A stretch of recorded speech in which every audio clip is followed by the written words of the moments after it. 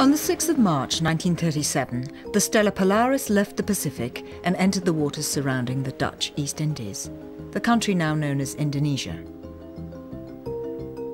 She dropped anchor at Bali, an island still largely untouched by tourism. In the late 30s, it received fewer than 250 visitors per month. Today, Bali is established as Indonesia's most important holiday destination.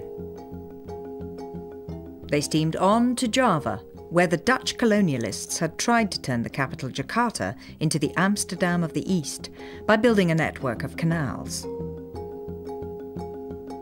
But the canals brought malaria, cholera and dysentery to the city, causing tens of thousands of deaths among Dutch workers and the local population.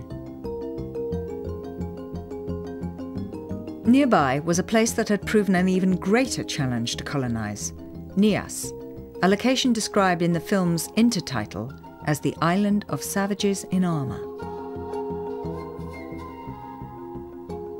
Nias had a particularly bad reputation among the Dutch as a tough place.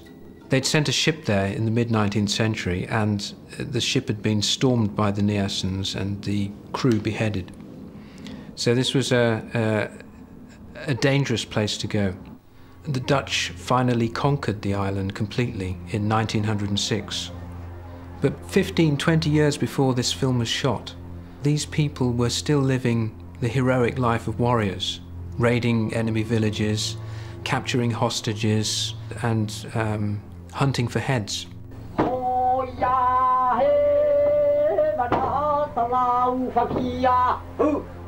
They saw their whole world destroyed.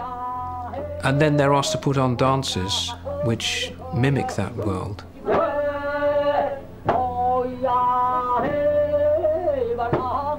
We see the chief in his ceremonial costume, but in fact he had very little power by this time because the Dutch had taken away most of his powers of patronage and jurisdiction. These pictures are quite tragic to me because they show people who have lost their world completely. All of their values were overturned. Everything that they believed was right about the world was suddenly wrong, sinful. And their heroic warrior ethos was suddenly devalued as something terrible and a crime. And yet they're standing there in their warrior outfits with their guns, and not surprisingly, they look very sour. Who wouldn't?